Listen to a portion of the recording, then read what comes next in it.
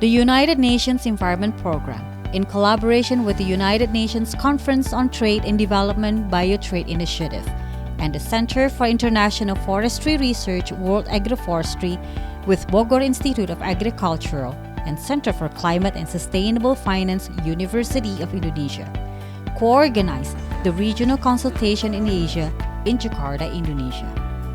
The Regional Consultation gathered diverse stakeholders from governments, private sectors, including smallholders, commodity association, trading cooperatives, policymakers, civil society, research, and financial institutions, to discuss priorities, challenges, and opportunities in the region and identify possible solutions and next steps to build a mutually supportive vision and collaboration at the nexus of trade, biodiversity, and sustainable development in the region.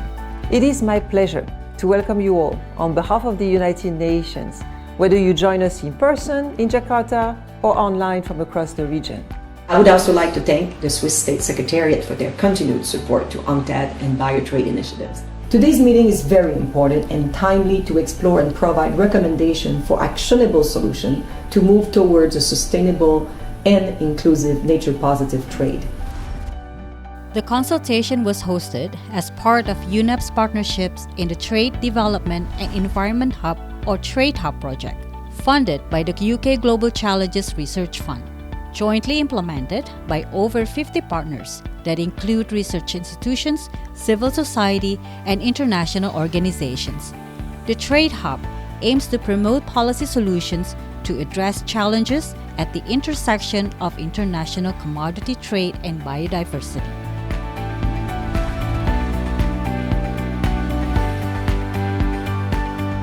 Our economy is developed in sustainable manner and environmental friendly. It is not our interpretation, but written there, crystal clear, it's well written.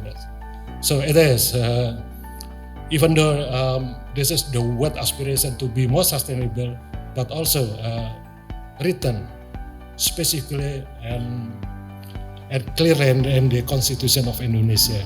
This is important topics to discuss as there is an increasing role that the trade and trade-related to policy play in addressing the global biodiversity crisis. Again, as to reflect on what the UN delegate was saying, we still have a huge amount of perverse incentive working in the trade sector. The biggest one is fossil fuel. We are subsidizing fossil fuel at the rate of $12 million per minute. So since I have started this talk, we have given $60 million to the fossil fuel industry. Unless we change that, it is very unlikely that we'll end up having anything that is close to sustainability in a matter of trade. And so I think it's important to have these events where people from different sectors. As one of this series of 3 regional consultations that the United Nations Environment Programme hosted in 2023, the Consultation in Asia hosted an interregional exchange and discussion that convened stakeholders from Asia, Africa and Latin America, and the Caribbean to explore common agendas and potential next steps to move jointly toward an inclusive trade that promotes sustainable agricultural supply chains, protecting and advancing the global biodiversity agenda, and facilitating sustainable social and economic development.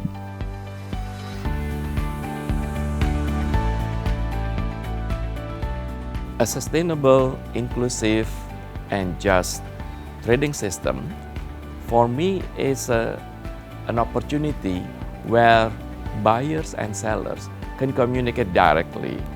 This direct connection will allow more just pricing and avoid distortion of market, where most likely a distorted market will bring a higher price for the consumer and a little margin for the producers. So we need to avoid.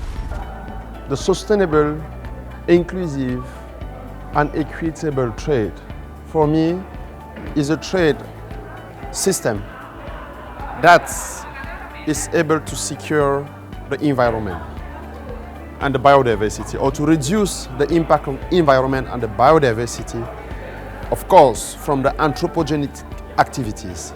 So an inclusive trade is a trade where you have all the actors that have impact or that are impacted, that are included the whole the supply chains. Now the equity aspect here for me brings in the economic aspect, the benefit sharing aspect. If we rely to the Nagoya Protocol, so a trade that is equitable is a trade that we can have an equitable access to the resources, to the income, to the benefits that arise from the supply chain.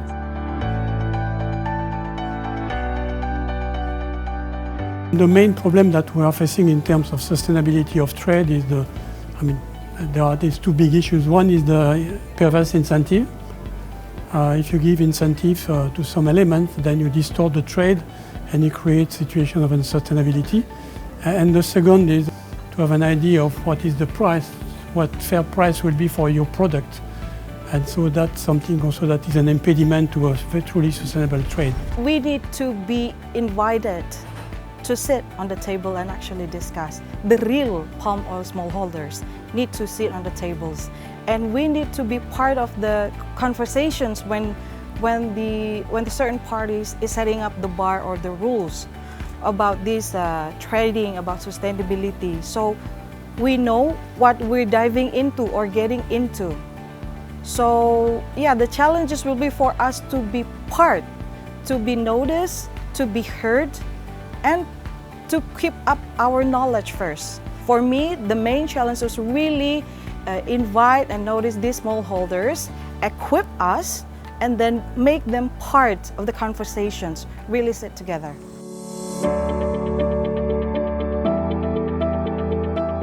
Many aspects regarding the sustainability, but when it is coming to the smallholder, we need to increase their understanding about the meaning of sustainability. So we need to strengthen their understanding, also building communication, collaboration between producer and consumer is very important. So to share what the sustainability means, and so smallholder also understand correctly about the sustainability. I would like to propose for the consumers, we need to start moving away from Coca-Colanization or cappuccinoization of coffee, for example. Instead of asking for a generic coffee, Americano and cappuccino, you should ask for a single origin coffee. In that single origin, you can also look for destinations for origins that also conserve biodiversity, as well as prioritizing the welfare of local community. Both Indonesian government or international stakeholders and international holders can actually reach these smallholders and equip them, strengthen them, give them not just training, but knowledge transfer, and then really take us into the conversation and bring us into like this kind of event to really brief us what's happening, what's going on out there, and what we think about it. That's the key action, meaning what we expect is really invited us, involve us more in more events internationally and domestically, but also, well, technically speaking, we have a lot of rooms to improve. In the consultation, CIFOR-ICRAF presented their national roadmap for sustainable palm oil trade, followed by a rich discussion on enabling conditions to make the roadmap a reality. At the global level, the Trade Hub presented insights from regions and stakeholder groups carefully curated to produce a roadmap for sustainable trade, which is the legacy output of the project. Through a series of interactive workshops, participants in consultation discuss, exchange, and shape together a vision for Asia to move toward a trading system supportive of sustainable, agricultural, and the global biodiversity agenda, which facilitate inclusive market access to all stakeholders and better prepare for changing market regulations, support countries in delivering the Kunming-Montreal Global Biodiversity Framework targets, and help advance sustainable social and economic ambitions. The two-day consultation, enriched through workshop session, presentations, and panels discussions, resulted in recommendation for prioritized actionable solutions to promote an inclusive trade for sustainable agriculture, which safeguards biodiversity and enables countries to achieve their economic and social development ambitions.